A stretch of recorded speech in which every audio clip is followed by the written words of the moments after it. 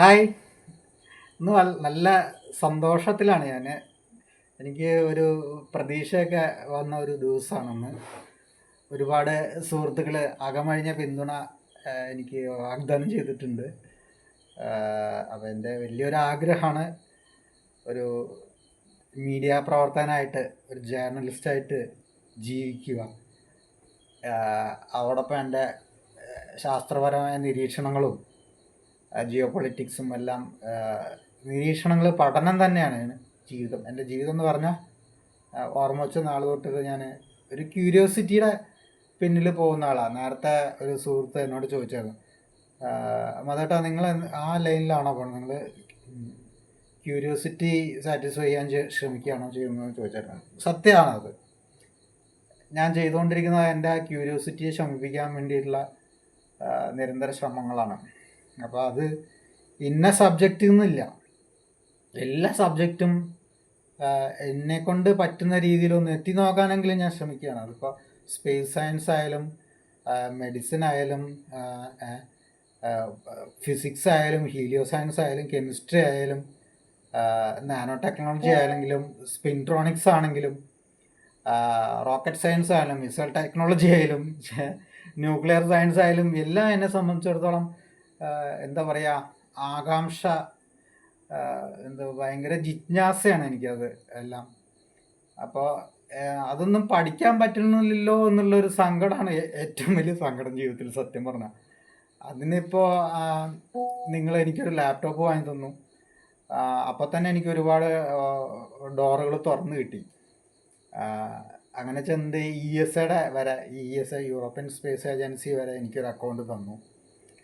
പിന്നെ ഈ അതിൻ്റെ പാസ്വേഡിൻ്റെ മിസ്സായി പോയി. അതുകൊണ്ട് പിന്നെ വീണ്ടും ഇനിയിപ്പോൾ ഒരു അക്കൗണ്ട്, അവർ ഭയങ്കര സേഫ്റ്റി പ്രിക്കോഷൻസ് ആണല്ലോ അവർക്കൊക്കെ. നിങ്ങളിവിടെ എന്തിനാ വന്നെന്ന് ചോദിച്ച് വ്യക്തമായ മറുപടി പറയാൻ പറ്റണം. അങ്ങനെ എൻ്റെ മറുപടിയിൽ അവർ സാറ്റിസ്ഫൈഡ് ആയതുകൊണ്ട് മാത്രമാണ് എനിക്ക് ആ അക്കൗണ്ട് അവർ തന്നു തന്നെ.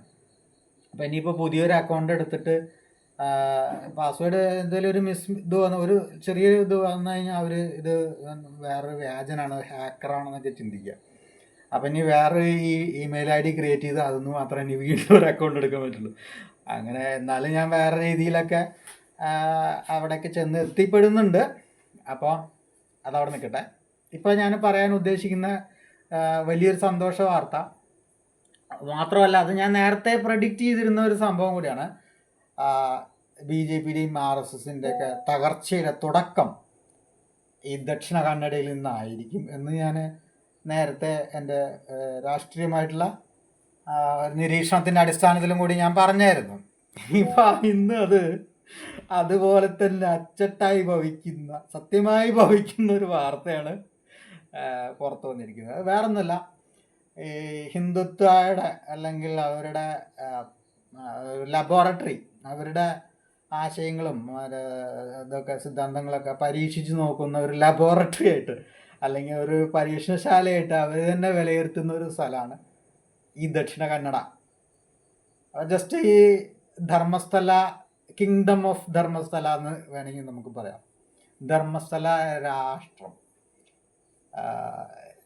കൈലാസ മഹാരാജ്യം എന്ന് പറഞ്ഞാൽ അവിടെ രാജാവൊക്കെ ഇല്ലേ, അതുപോലെ ധർമ്മസ്ഥല കിങ്ഡം, ധർമ്മസ്ഥല രാജ്യം. അവിടുത്തെ മഹാരാജാവാണ് വീരേന്ദ്ര ഹെഗ്ഡെ. നമ്മൾ ബാഹുബലി സിനിമ കണ്ടിട്ടില്ല, അതിലെ ആ ബാഹുബലി എന്ന് പറഞ്ഞ കഥാപാത്രം യഥാർത്ഥത്തിൽ ഇവരുടെ ചരിത്രത്തിൽ നിന്ന് വന്നിട്ടുള്ള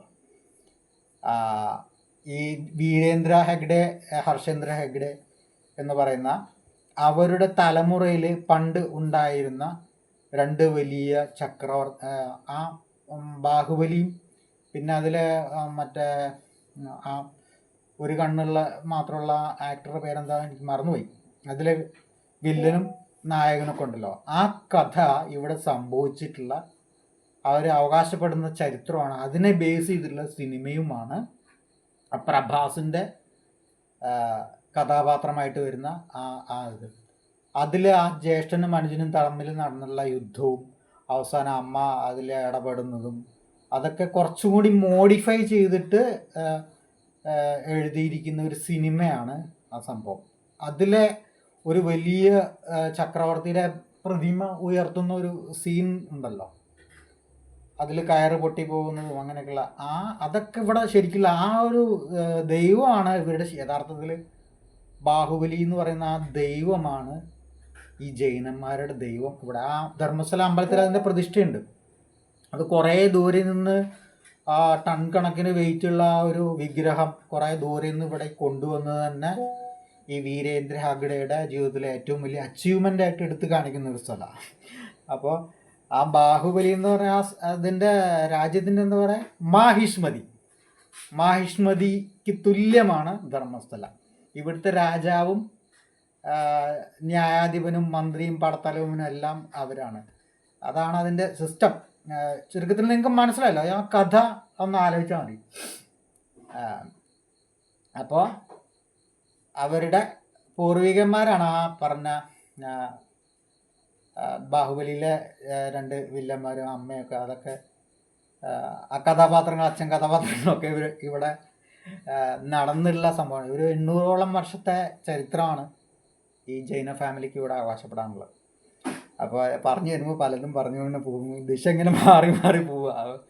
ഒരു മിനിറ്റ്. ഇന്ന് സന്തോഷമുള്ള വാർത്ത എന്താണെന്ന് വെച്ച് കഴിഞ്ഞാൽ, ഈ ഹിന്ദുത്വയുടെ ഈ പരീക്ഷണശാല അല്ലെങ്കിൽ ലബോറട്ടറി ആയി പറഞ്ഞ ഈ മാഹിഷ്മതി അഥവാ ഈ ധർമ്മസ്ഥല ദക്ഷിണ കന്നഡ ജില്ല DK മംഗലാപുരം അടങ്ങുന്ന ആ ജില്ലയുടെ പേരാണ് ദക്ഷിണ കന്നഡ. അപ്പം ഈ ദക്ഷിണ കന്നഡയിലെ RSSൻ്റെ ചിന്തകനും പരമോന്നത നേതാവുമാണ് പ്രഭാകർ ഭട്ട്, കല്ലടുക്ക പ്രഭാകർ ഭട്ട്. എന്നാൽ സംസ്ഥാന BJPയുടെ അധ്യക്ഷൻ യെഡിയൂരപ്പയുടെ മകനാന്ന് തോന്നുന്നു, ഈ BL സന്തോഷ് എന്ന് പറഞ്ഞ യെഡിയൂരപ്പയുടെ മകനാണെന്ന് എൻ്റെ ഓർമ്മ. അപ്പോൾ അദ്ദേഹമാണ് BJPയുടെ പ്രസിഡന്റ് ഇവിടെ. അപ്പോൾ കഴിഞ്ഞ ദിവസം അതെന്താ കേസെന്ന് എനിക്ക് അത്ര ഓർമ്മ വരില്ല, ഈ കല്ലടുക്ക പ്രഭാകരൻ്റെ പേരിൽ എന്തോ കേസ് എടുക്കുകയൊക്കെ ഉണ്ടായിട്ടുണ്ട് സംസ്ഥാന സർക്കാർ. എന്തോ അയാൾ പ്രകോപനപരമായ പ്രസ്ഥാനം, അതെന്താണ് ഓർമ്മയില്ല എനിക്ക്. കൽബുർഗിയിൽ നമ്മുടെ കൽബുർഗിയിൽ RSSൻ്റെ റൂട്ട് മാർച്ച് പഥസഞ്ചലനത്തിന് അനുമതി കൊടുക്കുന്ന കാര്യത്തിൽ സംസ്ഥാന സർക്കാർ ഇടപെട്ട് നിഷേധിക്കുകയൊക്കെ ചെയ്തിട്ടുണ്ട്. അതേ ദിവസം തന്നെ ഭീം ആർമിയുടെ ദളിതന്മാരുടെ ഇതും വെച്ചു. ഇവർ റൂട്ട് മാർച്ച് വയ്ക്കുകയാണെങ്കിൽ ഞങ്ങളും വയ്ക്കും എന്നൊക്കെ പറഞ്ഞ് ഒരു ക്ലാഷ്, നമ്മുടെ എടപ്പാളോട്ടത്തിൻ്റെ ഒരു സംഭവമൊക്കെ ഇങ്ങനെ ഉരുത്തിരിഞ്ഞ് വരുമായിരുന്നു. എന്തായാലും അതൊന്നും ആ കാര്യത്തിൽ സംസ്ഥാന സർക്കാരിൻ്റെ പൊതുസ്ഥലങ്ങളിൽ പബ്ലിക് പ്രോപ്പർട്ടികൾ ബൈടെക് ക്യാമ്പുകൾക്കും RSS വേദികളും ആവാൻ അനുവദിക്കില്ല എന്ന് കർശന നിലപാടിലാണ് സിദ്ധരാമയ്യ. അപ്പോൾ അതിനെതിരായിട്ടൊക്കെ ഇങ്ങോട്ട് സംസാരിച്ചായിരുന്നു കല്ലടുക്ക പ്രഭാകർ ഭട്ട്. പക്ഷേ ഇവർ തമ്മിലുള്ള അഭിപ്രായ വ്യത്യാസം വന്നുകൊണ്ട് ഇതിനെപ്പറ്റി ഒരക്ഷരം ഈ BJP vice president state president മിണ്ടിയിട്ടില്ല. അത് കാരണം എന്താ വെച്ച് കഴിഞ്ഞാൽ, ഈ പ്രഭാകർ ഭട്ടും ഈ മാഹിഷ്മതി രാജാവും തമ്മിൽ ആദ്യം നല്ല ഇരിപ്പ് വശത്തിലായിരുന്നു, പിന്നീട് അവർ തമ്മിൽ തെറ്റി. അതിൻ്റെ കാര്യങ്ങളൊക്കെ ഞാൻ പറഞ്ഞല്ലോ. ഈ വർഷ എന്ന് പറഞ്ഞ ഒരു കുട്ടി, ആ കുട്ടീനെയാണ് 13 വർഷങ്ങൾക്ക് മുൻപേ തട്ടിക്കൊണ്ടുപോകാനും ബലാത്സംഗം ചെയ്യാനും പീഡിപ്പിച്ച് അത് വെച്ച് വില പേശി ആ കുട്ടിയുടെ അച്ഛൻ്റെ കയ്യിലുള്ള സ്വത്തുക്കളും എല്ലാം രജിസ്റ്റർ ചെയ്തെടുക്കാനുള്ള ഒരു ശ്രമം, ബ്ലാക്ക് മെയിലിംഗ് തന്നെ. പ്രോപ്പർട്ടി അവർ ധർമ്മസ്ഥല ഈ മാഹിഷ്മതി രാജാവിൻ്റെ പേരിൽ രജിസ്റ്റർ ചെയ്ത് കൊടുക്കുന്നിടത്തോളം വരെ ആ മകളെ, പ്രായപൂർത്തിയാകാത്ത വർഷ എന്ന് പറഞ്ഞ മകളെ കൈവശം വെച്ച് പീഡിപ്പിച്ച് ഇതാക്കാൻ അവർ ആ രീതി ആ മെത്തേഡാണ് അവർ സ്ഥിരം എല്ലാ കേസുകളിലും ചെയ്തുകൊണ്ടിരിക്കുന്നത്. വേറൊരു മെത്തേഡും ഇല്ല. അത് തന്നെ എല്ലാ ഒരു 1000 കേസുണ്ട്, ആ 1000 കേസിൽ സെയിം മോഡസ് ഓഫ് ഓപ്പറാൻഡിയാണ് റിപ്പീറ്റ് ചെയ്ത് വരുന്നത്. ഞാൻ ഇന്നലെ രാത്രി 12 മണിയൊക്കെ കിടന്ന് ഉറങ്ങിയപ്പോൾ തന്നെ പിന്നെ 3 മണിക്ക് അലാറം വെച്ച് ഉണർന്നു. അപ്പോൾ നല്ല ക്ഷീണം, മേലുവേദനയൊക്കെ ആയതുകൊണ്ട് പാക്ക് ചെയ്യാൻ പോകാൻ പറ്റിയില്ല. പിന്നെ എണീച്ച് ഒരു 6-7 മണിക്ക് പോയപ്പോൾ മഴ വന്നു. 10-50 മരം വെട്ടിയിട്ട് തിരിച്ചു വന്നു. കുറച്ച് മുന്നെയാണ് പോയിട്ട് ഞാനത് ചെയ്തിട്ട് വന്നപ്പോൾ നല്ല ടയേർഡാണ്. അവിടെ ഇവിടെയൊക്കെ വേദനയൊക്കെ എടുക്കാൻ തുടങ്ങി. അപ്പോൾ ഒരു മിനിറ്റ്, ഞാൻ എവിടെയാണ് പറഞ്ഞു തന്നത്? ഈ സൗജന്യ എന്ന് ആ കുട്ടി പക്ഷേ ഈ ആള് മാറി അന്ന് തട്ടിക്കൊണ്ടുപോയ പെട്ടതാണ്. ഈ വർഷ എന്ന് പറഞ്ഞ കുട്ടീനെയാണ് അവർ ഉദ്ദേശിച്ച് വെച്ചിരുന്നത് തട്ടിക്കൊണ്ടുപോകാൻ. അതിന് കാരണം ഈ മാഹിഷ്മതി രാജാവിൻ്റെ വീരേന്ദ്ര ഹെഗ്ഡെയുടെ കണക്കപ്പിള്ള ഗുമസ്തനായിട്ടുള്ള ഒരു വ്യക്തി ഉണ്ടായിരുന്നു. അയാൾ വിവാഹം കഴിച്ചിട്ടുള്ളത് ഈ RSS ആചാര്യനായ കർണാടകയിൽ തന്നെ മൊത്തം RSSൻ്റെ തലവനായിട്ടുള്ള, BJPയുടെ അല്ല RSSൻ്റെ തലവനായിട്ടുള്ള ഈ കല്ലടുക്ക പ്രഭാകർ ഭട്ടിൻ്റെ സഹോദരിയാണോ സഹോദരി സ്ഥാനത്തുള്ള എന്നുവെച്ചാൽ അങ്ങനെ അത്രയും വേണ്ടപ്പെട്ട ഒരു പെൺകുട്ടിയാണ് ഈ വീരേന്ദ്ര ഹെഗ്ഡെയുടെ ഗുമസ്തൻ വിവാഹം ചെയ്തിട്ടുണ്ടായിരുന്നു. പിന്നെ നോക്കുമ്പോൾ ഈ വീരേന്ദ്ര ഹെഗ്ഡെയുടെ ഗുമസ്തൻ്റെ സ്വത്തുവകകളിൽ വീരേന്ദ്ര ഹെഗ്ഡെക്ക് കണ്ണു വീണു. അയാളുടെ കണ്ണ് വീണ ദൃഷ്ടി പതിഞ്ഞാൽ മതി, പിഴച്ചു എന്ന് വിചാരിച്ചാൽ മതി എന്നൊരു ഡയലോഗും ഇല്ല ഹിന്ദുവിടുന്ന സിനിമയിലെ. അതേപോലെ ഹെഗ്ഡെയുടെ കണ്ണ് വീണ കഴിഞ്ഞു, ആ പ്രോപ്പർട്ടി പിന്നെ എഴുതി കൊടുക്കുക എന്നുള്ള വേറെ ഇതൊന്നുമില്ല. അപ്പോൾ ഈ കല്ലടുക്ക പ്രഭാകർ ഭട്ടിൻ്റെ സ്വാധീനമൊക്കെ ഉള്ള കാരണം കൊണ്ട്, ആ പിന്തുണ ഉള്ള കാരണം കൊണ്ട് അത്ര എളുപ്പമായിരുന്നില്ലേ ഇങ്ങോട്ട്. അപ്പോൾ അയാൾ എന്ത് ചെയ്തു എന്ന് വെച്ച് കഴിഞ്ഞാൽ ക്ഷേത്രം വക സ്വത്ത് ഈ ഗുമസ്തൻ കള്ളക്കണക്കൊക്കെ എഴുതി മോഷിച്ചു, പല രീതിയിലും അത് അടിച്ചു മാറ്റി എന്നൊക്കെ പറഞ്ഞ് കുറ്റപ്പെടുത്തിക്കൊണ്ട് അതിന് പകരമായിട്ട് നിൻ്റെ ഈ പ്രോപ്പർട്ടീസ് എനിക്ക് എഴുതി തരണം എന്നുള്ള രീതിയിൽ ഭീഷണിപ്പെടുത്തിക്കൊണ്ടിരുന്നു. പ്രഭാകർ ഭട്ടും മാഹിഷ്മതി രാജാവും തമ്മിൽ പിണങ്ങുകയാണ് അവിടുന്ന് തൊട്ട്. അങ്ങനെ ഈ കുട്ടീനെ തട്ടിക്കൊണ്ടുപോകാനുള്ള, ഞാൻ കഴിഞ്ഞ ദിവസം ഒരു വീഡിയോ ഇട്ടായിരുന്നു. ആ പൊസിഷൻസ് SDM കോളേജിൽ നിന്ന് വർഷയ്ക്ക് വരാൻ അന്ന് അബദ്ധത്തിൽ അതിൽ പെട്ടുപോയ സൗജന്യ എവിടെയാണ് ബസ് ഇറങ്ങുന്നത്, അവിടുന്ന് വരുന്ന വഴിക്ക് ആ ആയുർവേദ ഹോസ്പിറ്റൽ അല്ലെങ്കിൽ പ്രകൃതി ചികിത്സ ഹോസ്പിറ്റലുള്ളത് എവിടെയാണ്, അതിൻ്റെ പൊസിഷൻ എത്ര ദൂരമുണ്ട്, അത് കഴിഞ്ഞാൽ ആ കുട്ടിയുടെ വീട്ടിലോട്ട് ഹൈവേന്ന് തിരിഞ്ഞിറങ്ങിപ്പോകുന്ന സൈഡ് റോഡ് എവിടെയാണുള്ളത്, അതിൻ്റെ പൊസിഷനാണ്, അവിടുന്ന് വീട്ടിലോട്ട് ദൂരം, അതെല്ലാം വിശദീകരിച്ച് ക്ഷേത്രം എത്താനുള്ള ദൂരം ഒരു വീഡിയോ ഞാൻ ഇട്ടായിരുന്നു. അത് ഞാൻ വീണ്ടും ഷെയർ ചെയ്യാം.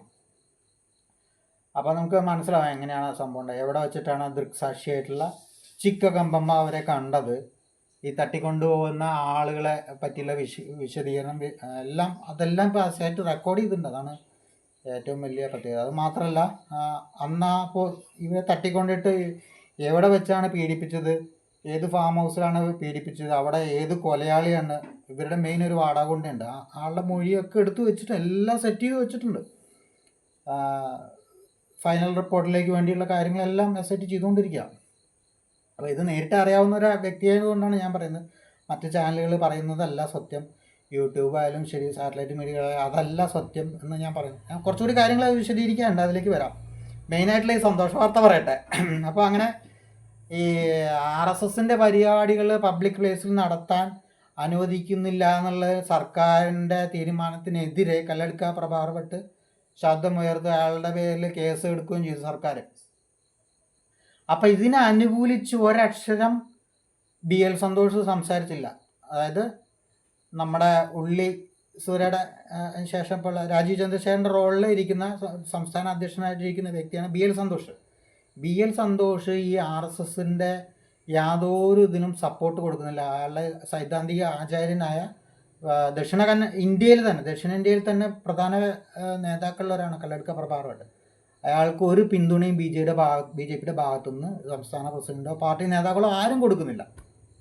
അതിനുള്ള കാരണം എന്താ വെച്ചാൽ ധർമ്മസ്ഥലയിലെ ഈ SITയുടെ പ്രവർത്തനങ്ങൾക്കും സംസ്ഥാന സർക്കാർ അത് മുന്നോട്ട് കൊണ്ടുപോകുന്നതിനൊന്നും ഇയാളെതിര് പറയുക മാത്രമല്ല, പറഞ്ഞ വേറൊരു കാര്യമുണ്ട്. ഈ ധർമ്മസ്ഥല രാജവംശത്തിന് മാഹിഷ്മതിയുടെ ഈ ക്രൂരതകളെയും അനീതിയിലും അവസാനിപ്പിക്കുകയാണെങ്കിൽ ദക്ഷിണ കന്നഡ, ഉത്തര കന്നഡ, ഉടുപ്പി 3 ജില്ലകളിൽ നിന്ന് RSSൻ്റെയും BJPയുടെയും പിന്തുണ കോൺഗ്രസിനും ഉണ്ടാവും.